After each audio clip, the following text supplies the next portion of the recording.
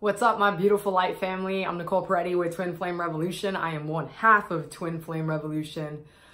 Dov and I talk a lot about negative thought forms.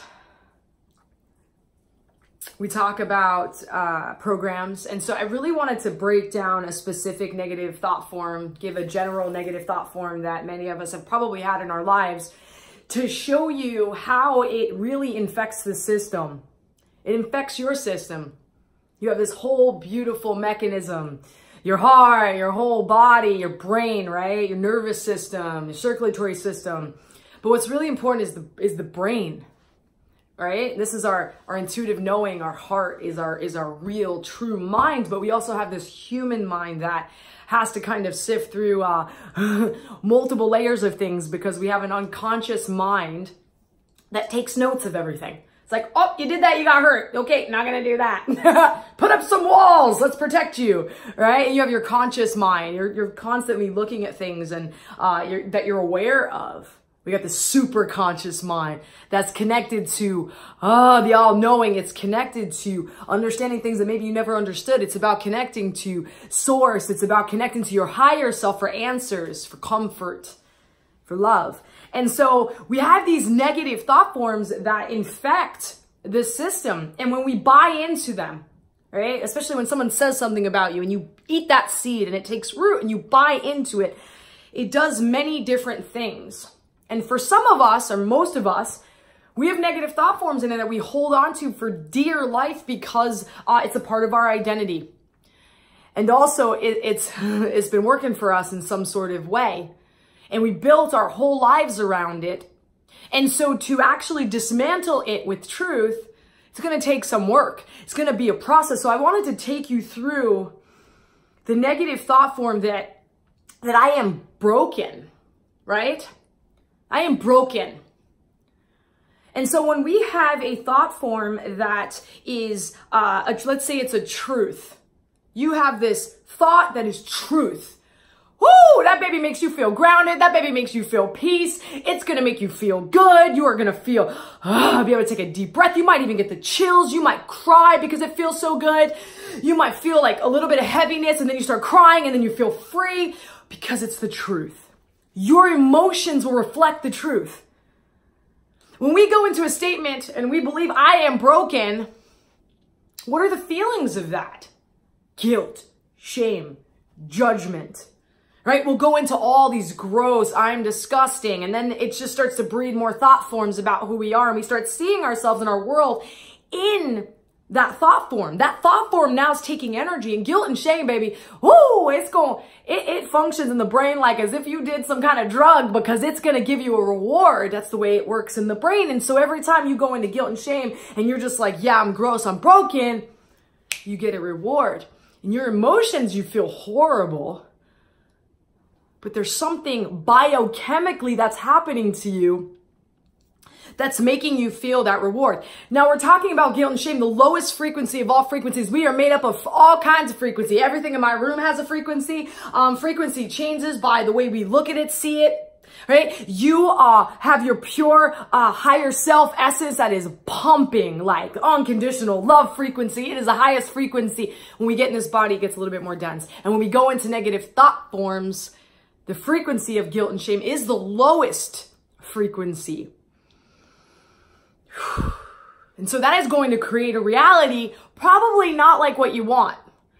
It's going to attract things in your life that you don't want. You know, the kind of things like you spill a whole cup of coffee all over your shirt. And sometimes it's just an accident and that just happens. But sometimes the day will just get worse and worse and worse and it doesn't get better. And you're just like, what the hell? And then a month goes by and it's really bad. And it's these thought forms that we are creating, these energies, that we are creating these realities in our lives. And so I am broken, or any negative thought form is going to put us in a very much of a victim role, victim state. It becomes then a defense mechanism. Oh God, I remember when I was a victim. It explained so much. It explained, it explained why I was making the decisions that I was making. It explained the way why I treated people the way I treated them or treated myself, right? I am broken says, well, I'm just messed up. That's why I did it. Oh, I'm just an addict. I'm just addicted. I'm just codependent. I'm just this. I'm just that, right? When we go into that victim mentality, I am just that. We just discredit any type of responsibility that we are taking for our lives.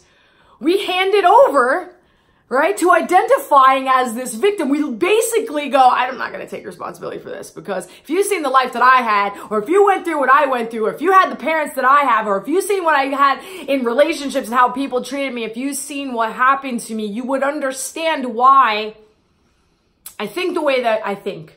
I look at things the way I look at them. I do things the way I do them. The way I treat people, and the way I identify with myself. And not only the way I identify with myself, because when we identify ourselves as broken, if we identify with being broken, we then are going to outwardly look at a world and look at it as it is broken. We are also, when we're in a victim role, are gonna feel like a victim in a lot of situations where the actual reality of the situation is that no one is doing anything to us. I want to say that again. When we go into this victim space, I'm the victim. We will start to perceive situations as us being victimized. I'm not going to say that we don't get victimized. We do. So if there are things happening in your life, that is not what I'm talking about. I am talking about instances where someone is, for instance, Dov used a very beautiful, we were working with a client today and you know, she was talking about how ego, like my ego, Nicole's ego, would show up when she would try to help me, because I would look at it as her judging me.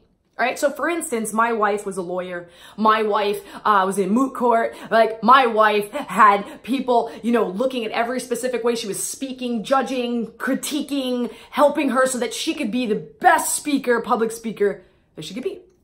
And so when she would try to say, hey, Nick, why don't you try this, this, and this? Ooh, I would just blow up. I was like, why are you judging me? When she was trying to help me, right? So I would put myself in this victim mode, like you're attacking me, when she was really trying to help me, but I couldn't see it because I'm so in this victim mentality that I can't take any criticism. I can't take any help. And I'm going to view things the way I'm perceiving myself. Say that one more time. I'm going to perceive things. For instance, if Nicole attacks Nicole, if Nicole is a victim, then the world attacks Nicole and I am being victimized. Again, doesn't mean that I'm not going to attract someone victimizing Nicole. That still can happen. It's not what I'm talking about. And so how do we begin to break this so that we can take responsibility for the untruths, the negative thought forms, bringing in truth, taking responsibility for where we are, so that our reality shifts, our emotions shift, and our life changes? So I always, whenever I have something going on, right, I have a journal. Sometimes I've been creating a journal now for my negative thought forms that are my untruths that I write down. Thought forms that pop out of my mouth, I'll say to myself, or I'll say out loud and I'll go, oof, that didn't feel right. Right? Like if you say to someone, hey, you make me feel this way. You make me do this. It's like, no. No one makes us do anything, right? And if we have people in our life that we feel that way with, we can set boundaries, right? So I would write these things down. But then what we'd have to do is when we pull something out of our mind, we have to replace it and we have to put the truth next to it so that you can believe that this wasn't a truth. Woo! We need the truth to make sure, because we are constantly trying to make sense of everything, we need to make sure that we put the truth up against the lie so that we understand that that was not the truth. And I remember in my life, there were many times that I had to I had to say, I am. Woo! I am. I am love. I am whole. I'm not broken. I am whole. Even when my life looked broken and I looked broken. I had to go into the truth that I am not broken. And how do I know that's true? Look at me now, right? I had things happen in my life. I went through things, right? I went through some dark times. I chose some dark behaviors to deal with the trauma that I had, right? I made really questionable decisions throughout my life. I mean, ones that almost took my life many, many times, almost took my freedom many, many times, hurt many, many people. It looked really bad. That mind though, the mind that got me into it, the thoughts about myself that was with me when all that was happening is not going to be the mind that's going to create, hear me out, is going to create the life that Nicole wanted. So I'm going to say I had no choice, but I had the whole choice. I had all of it. But I had no choice anymore. For me, I didn't have a choice. I had to believe in something different because I knew if I didn't, I was going to die. Some of you, if you don't change the way you think, your life is going, we're at a time right now. We can't even afford it. It feels so bad when we're not aligned. It feels so bad when we're sitting in these friggin' infected programs. It feels so bad that it feels unbearable. So I am whole. It's a truth. Right? This is where we start to break the guilt and shame cycle. That cycle that I was telling you that rewarded this part of your brain. You would get like a treat.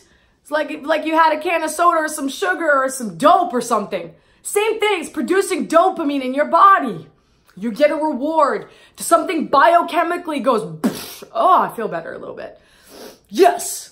I'm guilty. I'm going to judge myself. I'm going to beat my ass because that's what I have control of. And so when we bring the truth in, we have to get rid of the guilt and shame. We have to deal with the guilt and shame. And how do we deal with the guilt and shame? We have to be able to look at ourselves and have compassion. We have to be able to look at ourselves and believe that we deserve forgiveness. Another truth. You all deserve forgiveness. It's at your fingertips. Forgiveness is always given. Unconditional love is being forgiven. Actually, I don't even know if the word forgiven is in there because you're not at fault. You're not wrong. God doesn't see you as wrong. Right? But you get to, because we want to speak out, we want to understand it. You could say, I get to forgive myself. And we get to, then when we forgive ourselves and the guilt and shame is taken away and that frequency, right, that I was talking about that holds us down, and that frequency that's attracting all of these things and you're plugging into all these low energy choices and behaviors and things that's what that frequency knows. It's the same radio station when I used to run the streets and not come home for 3 days and the things that I was doing on those streets, that was the same frequency as my guilt and shame. And I was plugging into all that. I was feeding into what felt comfortable because my frequency was sitting up in that energy of guilt and shame. And so I'm plugging in to all of these places. And as we begin to forgive ourselves and we begin to look at it and we begin to understand ourselves and we understand why we made those choices and we understand that there is deep pain in there and we are hurting and that we want to be heard and seen and that we did those things to deal with our trauma, and we start to look at that, we can then come to an amends with self to release the guilt and shame, to allow love in. And when that starts to happen, we get a different kind of reward, right? We get a real, true, aligned, emotional response that is filled with all kinds of good hormones, that is filled with real reward, a remembrance of who the hell you are is the reward. Remembering that big ass soul, not big asshole, big ass soul that you are. That truth is everlasting. It is eternal. It is infinite. It does not leave your consciousness, and it goes right into the subconscious that I was telling you about, where you're taking notes and you're going, oh shit.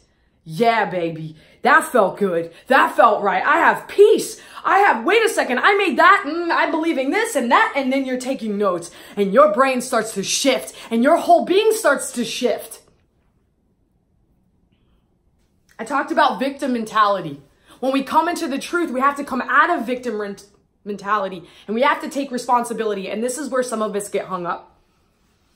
You went from being like, I love, you remember on Bridesmaid when she's in the plane and she's like, I'm poor. It's my inner voice sometimes when that's what I hear when I'm like in victim mode. I'm poor, help me, right? That space that we're in where we don't take responsibility, we kind of allow ourselves not to go into the fear of success, fear of our own power, fear of failure, right? If we don't take responsibility and we're like, well, I'm just a screw up, I'm just broken, I'm not gonna have to try, everyone's gonna leave me alone. Now we don't have to try. We don't have to go through those fears that we would have went through when we stood up and having to take responsibility. And taking responsibility for ourselves means that we have to take not only responsibility for our actions, but we have to take responsibility for how we did treat others and how we will treat others. And that's not easy, that shift, because your ego is involved now. Right? That victim mentality is hooked to your ego. And so we are hurt and those wounds aren't healed yet, right? When we're starting to have that shift. And so it's very difficult to want to put ourselves back out there to be hurt again. But I can tell you from experience that the most pain that I've ever felt was not being Nicole. Was when I was in victim mode. Was when I felt really broken and I thought I was broken and I thought I was a cosmic joke and that I would amount to nothing and I could never get my life together and I could never do the right thing and that I could never be like a normal person, right? Being social, having the life that I wanted or that I could dream up. I stopped all of that because I was so afraid to take responsibility. But then I started to do this work in my life where I started to take responsibility for my past. And I made a lot of amends, and I made a huge amends with Nicole. And what began to happen was I started to see that my interaction with people and my interaction with myself began to change. And then I would have to be really honest with myself and others about how others make me feel. And I would have to take responsibility for what I said, and I would have to take responsibility for what I held on to, because when we hold on to things and we don't tell people how we really feel, it eats at us, causes resentment. And so I just began to be honest. And then I just began to look at, you know, the reasons why I felt broken. I had to look at those things. Like, what I'm saying something that's not true, but in my mind was true. So I needed to look at like what the hell I felt broken about. And I felt broken because at the time I couldn't get clean. Kept relapsing, chronic relapser. I couldn't be nice in a relationship. I was very jealous or angry. I couldn't control my anger. I couldn't tell my family how I felt. I kept quiet. I couldn't tell people how I felt. I would just cut them off. I wouldn't tell them how I really felt. I would stuff. I would do things I didn't want to do. And I was becoming something that I wasn't. And I had to start to look at each piece. And I also had to look at the fact that I was really in a lot of pain and I was really, really wounded. Really wounded. And as I began to look at those things, more started to be revealed to me that happened to me when I was little. More things that I could handle at this, you know, at the age that I was, you know, 4 or 5 years ago. The information that I didn't have my whole life. I get information and I have to work through that. And I looked at all my stuff. And I said, yeah, well, you know, that would make me feel broken. But then I would tap into the truth of knowing that I was this beautiful being, that I had power that was infinite, that I had power that was like a superhero, that I had God's power living within me. And that I had access to that. And when I started to experiment in that thought, that I was whole, that I was love, and that I could align myself to change, and I opened my mind so big to go through all the pain I was going to go through to heal. Because it's not easy to unravel those things that happen in our life, the choices that we have made that went against self, the choices that we have made to hurt other people, I should say, to come back to a state of forgiveness and alignment and love for self, and then love for others. And so when we begin to do this, we begin to treat ourselves differently. We begin to treat ourselves whole. I am whole, right? And we then begin to look at people's lives that you may have thought they were broken or something was wrong with them, and you begin to see them whole. Your thoughts create your external reality, the way we view people, just as your thoughts create that internal reality, the way you view yourself. And so I gave you this example because it was one that was really big in my life. And I think that all of you can understand that and identify with that and feel into that and understand that you could take any thought form that doesn't totally align, that doesn't make you feel good, that's making you feel some guilt, and shift yourself into truth, seeking out that truth, what that means. I had to get sponsors in program. I had to get therapists. I had to get coaches until I could start to do it for myself. And I still have people to help me now in different areas so that I feel supported. I feel like I have the right amount of eyes on me and help on me. And I love that. I love tribe, right? We need each other. That tribalness, whoa, we don't do this alone is really, really important. So if you love this video, if you like this video, please share it with someone that may need it. It's something to go back and listen to again. When I talked about the victim and the guilt and shame, that's very common with any negative thought form. It will take you there. So just understand whatever thought forms are coming up, you can make yourself a journal where you are writing down some things that maybe aren't, true. And sometimes we think things are true and they're not. We have to write them down, even if you don't think that they're a lie or they're an untruth or a negative thought form. But if it's something that's causing you some kind of discomfort in your body, it's causing you to not feel right, you're getting anxious, sit with it and see if you can come up with a truth, or if there's a truth that comes to you that would like to sit next to it and remove the lies. So anyways, I love you guys so deeply. You're amazing. I hope this helped. Have a beautiful, beautiful day. Light and love.